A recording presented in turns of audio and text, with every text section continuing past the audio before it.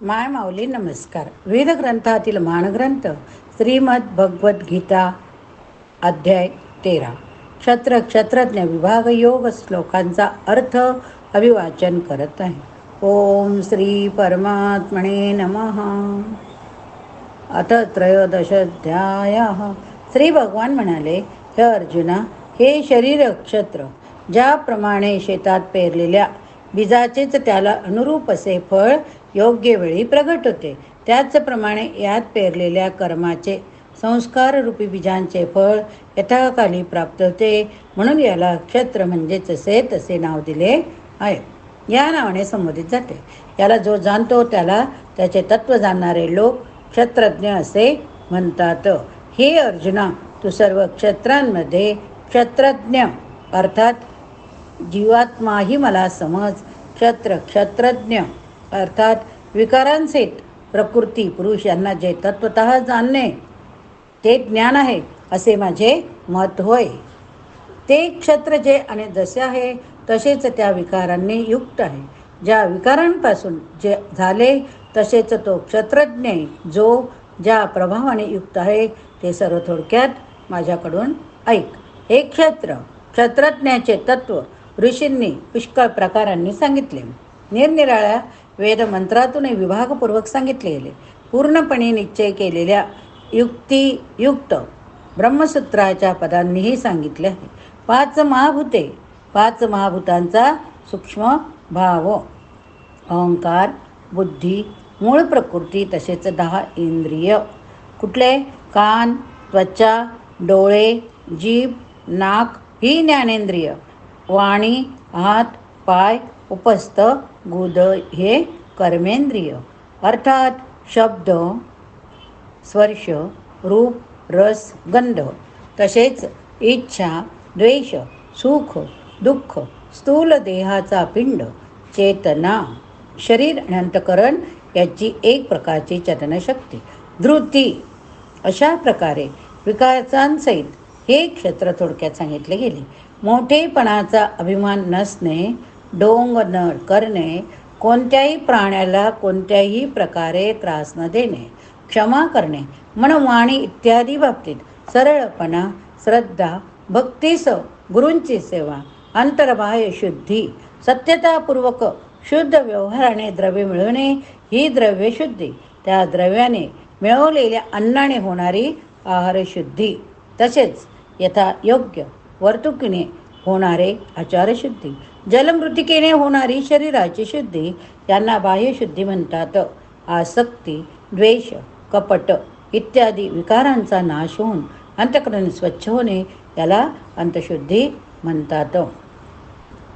अंतःकरणाची स्थिरता, मन, इंद्रियांसह शरीराचा निग्रह, इह परलोकातील सर्व विषयांच्या उपभोगाविषयी आसक्ती नसणे, अहंकारही नसणे, जन्म, मृत्यू, वृद्धत्व, रोग इत्यादीमध्ये दुःख दोषांचा वारंवार विचार करणे, पुत्र, स्त्री, घर, धन इत्यादींची आसक्ती नसणे, ममता नसणे, आवडती नावडती गोष्ट घडली असता नेहमीच चित्त समतोल ठेवणे, मज परमेश्वरामध्ये अनन्य योगाने अविचारिणी भक्ती, केवळ एक सर्वशक्तिमान परमेश्वराला आपला स्वामी मानून स्वार्थ अभिमान सोडून श्रद्धायुक्त भावाने परमप्रेमाने भगवंताचे निरंतर चिंतन करणे ही अविचारिणी भक्ती होय.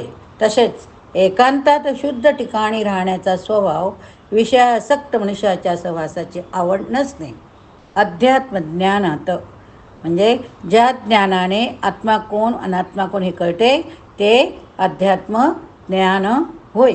अध्यात्म ज्ञानात नित्य स्थिती, तत्वज्ञानाचा अर्थ जो परमात्मा त्यालाच पाहणे हे सर्व ज्ञान.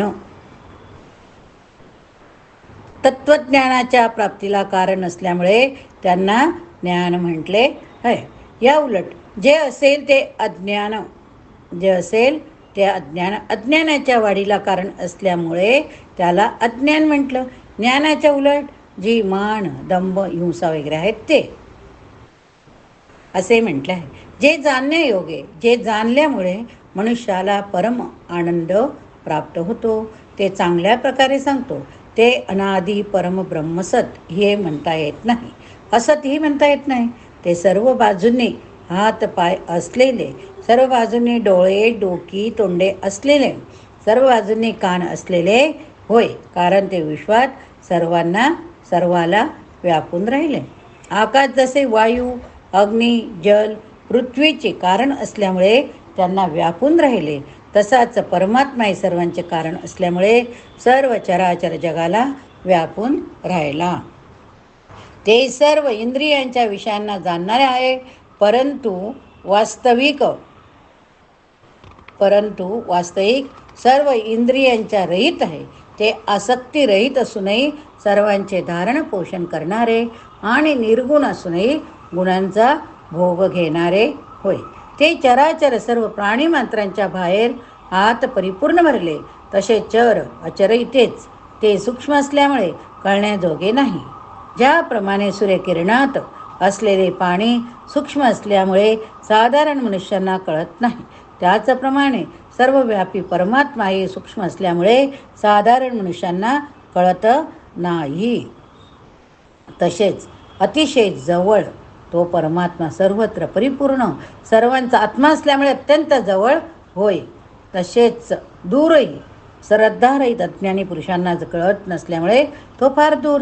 तसेच अतिशय जवळ आणि दूर असले तेच आहे. तो परमात्मा विभागरहित एकरूप असा आकाशासारखा परिपूर्ण असूनही चराचर संपूर्ण भूतांमध्ये वेगवेगळा असल्यासारखा भासत आहे. तसाच तो जाणण्याजोगा परमात्मा विष्णुरूपाने भूतांचे धारण पोषण करणारा, रुद्ररूपाने संहार करणारा, ब्रह्मदेव रूपाने सर्वांना उत्पन्न करणारा होय. ते परब्रह्म ज्योतीचे ज्योत आणि मायेचे अत्यंत पलीकडचे म्हटले जाते. तो परमात्मा ज्ञानस्वरूप जाणण्यास योग्य, तत्त्वज्ञानाने प्राप्त होण्याजोगे, तसेच सर्वांच्या हृदयात विशेष रूपाने राहिलेला आहे. अशा प्रकारे क्षत्रज्ञ तसेच ज्ञान आणि जाणण्यायोगे परमात्म्याचे स्वरूप थोडक्यात सांगितले.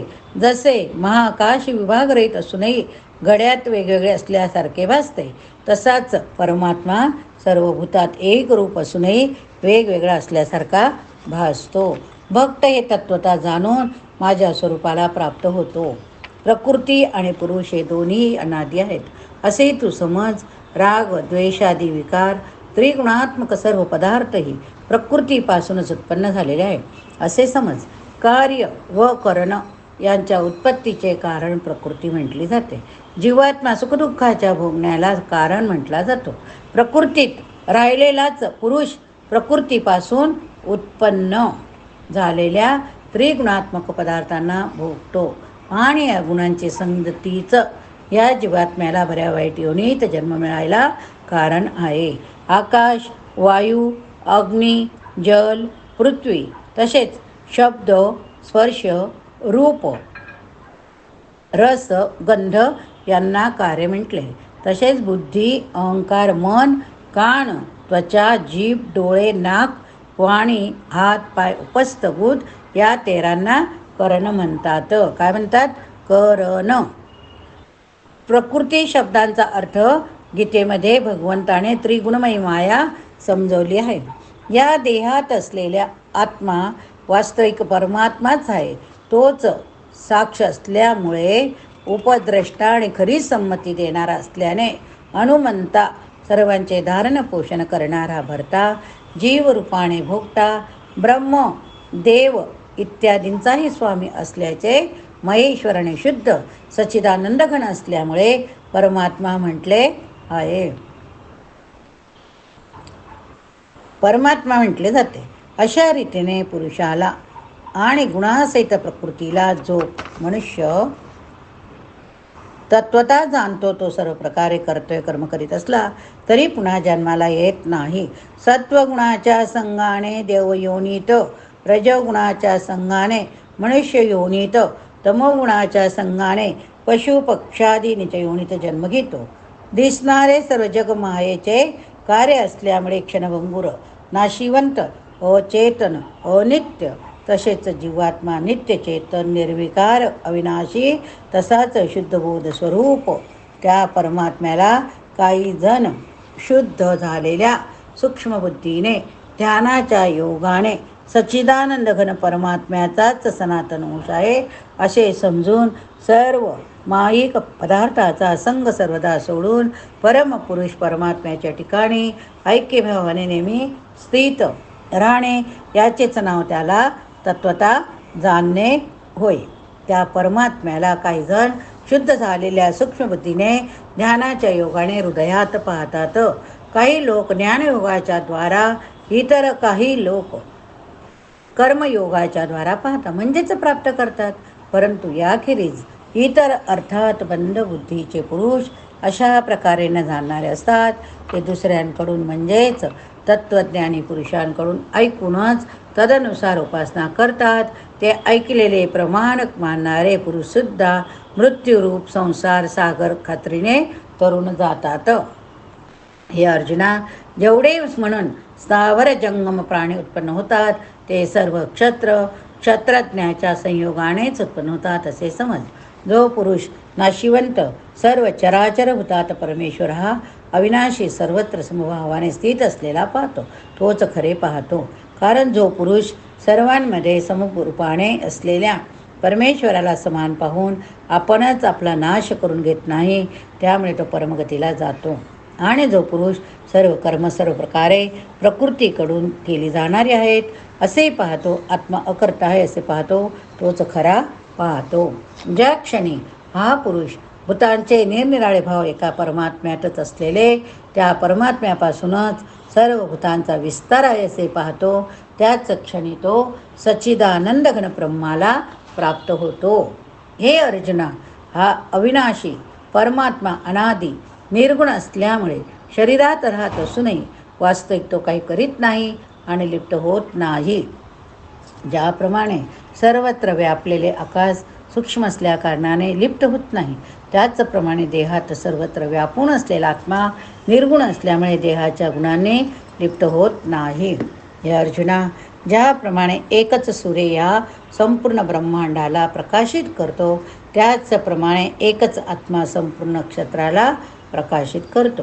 अशा प्रकारे क्षत्रज्ञ यातील भेद, क्षत्र हे जड, विकारी, क्षणिक, नाशवंत, तसेच क्षत्रज्ञ हा नित्य, चेतन, अविकारी, अविनाशी हे जाणणे म्हणजेच त्याच्यातील भेद जाणणे होय.